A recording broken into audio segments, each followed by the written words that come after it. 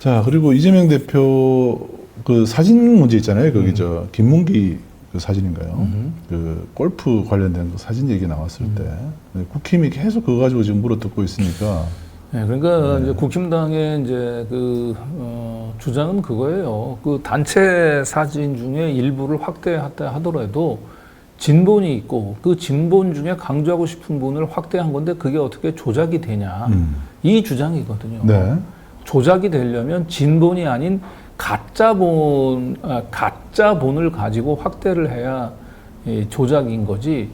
진짜 사진의 원본이 있고 그 원본에서 강조하고 싶은 부분을 좀 확대했다고 해서 그게 어떻게 조작이 되냐라는 이제 주장을 계속 펴고 있는 거거든요. 네.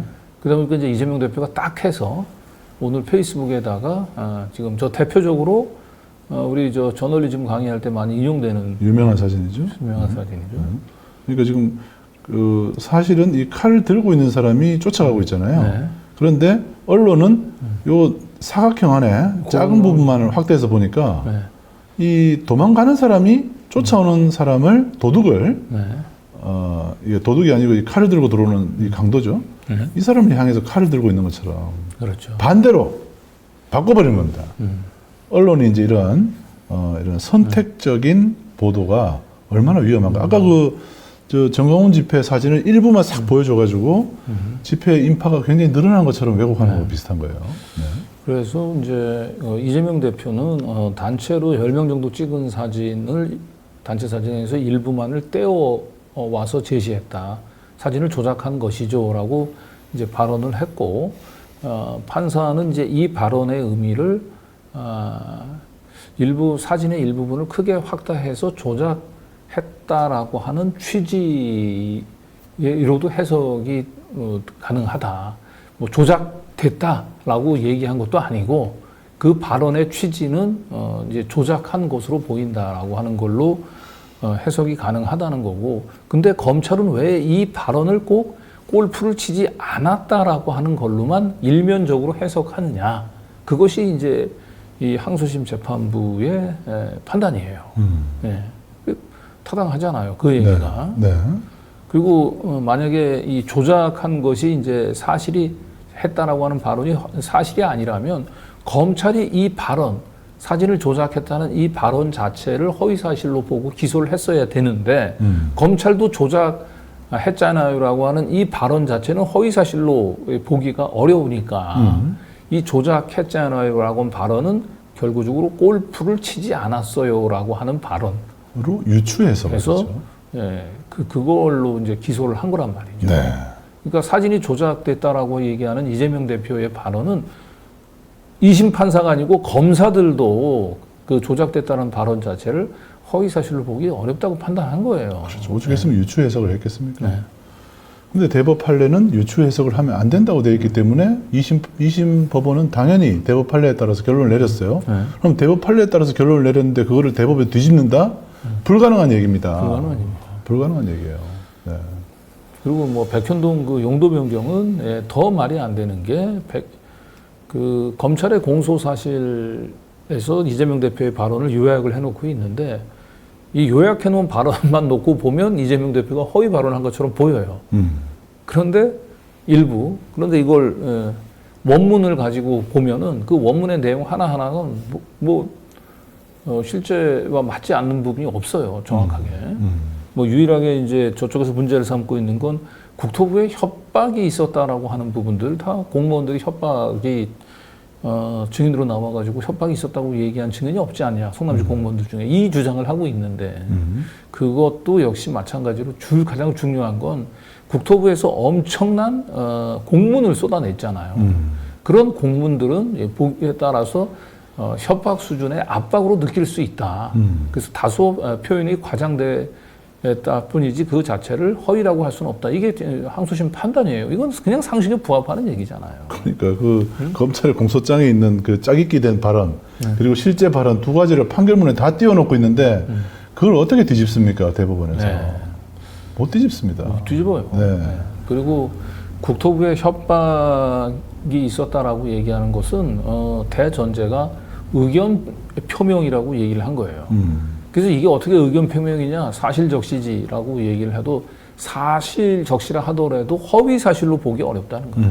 왜냐하면 국토부에서 대통령 주재 관계장관 회의를 하고 그 뒤에 국무총리실부터 비롯해가지고 국토부에서 뭐 제가 기억하는 거로만 해도 총 한 60차례 정도의 공문을 보냈거든요. 어마무시하게 공문을 보낸 거죠. 그런 정도면은 사실상 뭐 협박에 가까운 압박성 공문을 보냈다 이렇게 볼 수가 있는 거고 또 중요한 것은 이 국토부에 협박이 있었다 없었다라고 얘기하는 것은 제3자의 행위예요. 제3자. 이재명 그 선거 후보자의 그 행위가 아니란 말이에요. 국토부의 협박은. 네. 근데 우리 선거법은 후보자 본인의 행위가 아닌 제3자의 행위와 관련된 그 허위 사실은 처벌할 수가 없어요. 설령 그게 허위 사실이라 하더라도. 그러니까 네. 이 이재명 대표에 대한 무죄를 유죄로 만들려면 넘어야 될 산이 굉장히 많은 거예요. 국토부의 협박. 이건 제3자의 행위거든요. 이걸 이재명의 행위라고 얘기를 해야 되고, 두 번째, 국토부에 협박이 있었다는 사실적시가 아니고 의견 표명이다. 이 관문을 두 개를 넘어야 돼요. 그 관문을 넘어오더라도 국토부에 협박이 있었다는 발언이 그러면 허위 사실이냐? 판단해 보면 허위 사실을 볼 수가 없거든요.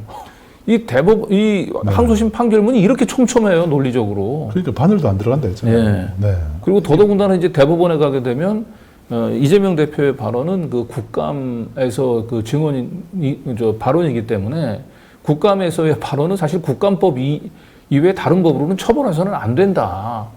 예, 대법원에서는 거꾸로 그걸로 공소 기각 판결을 내릴 수도 있어요. 거꾸로. 예. 자, 그래서 제가 볼 땐 뭐 파기 자판 이 주장은 일단 판결문을 안 읽어보거나 두 번째로는 파기 자판이 불가능한 걸 알면서도 속이는 거죠. 결국 이재명 대표 무죄 이후 희망을 잃어버린 이 국힘당 지지자들을 계속해서 이 집단 환각 상태로 몰아넣기 위한 이 신종 마약이다. 저는 이렇게 뭐 단언할 수 있습니다. 근데 그게 정강훈 집회를 가서 보시면은 인원이 절반으로 확 줄었단 말이에요. 그것만 봐더라도 정강훈 지지자들마저도 지금 이 파기 자판에 대해서는 좀 신뢰를 안 하고 있다는 겁니다. 네, 파기 자판 자꾸 뭐냐고 자꾸 물어보는데 대법원에서 이 원심, 2심의 판결을 파기하고 자판, 스스로자 판단할 파기하고 난 뒤에 서울고등법원에 환송하지 않고 자기 스스로 판단해서 확정을 짓는다는 거예요, 대법원에서. 그걸 파기 자판이라고 얘기를 합니다. 네. 일반적으로는 이제 2심 법원에서 올라온 판결을 이제 그 파기를 하면 다시 원 법원으로 돌려보내야 돼요. 그래서 파기 환송이라고 합니다. 그거를.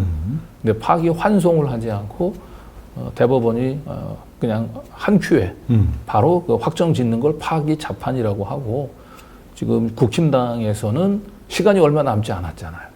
그래서 윤석열 이제 그 파면되고 나면 이제 2달 안에 대선을 해야 되니까 최대한 검찰이 서둘러 가지고 대선 전에 대법원에서 최종적으로 이재명에 대한 유죄를 다시 확정 짓고 형량까지 확정을 해서 피선거권을 박탈해라. 이런 주장을 지금 계속 하고 있는 겁니다. 네. 이 주장은 가능하지 않다. 이것은 마약이다. 신종 마약. 여기 그런 말씀 드리는 겁니다.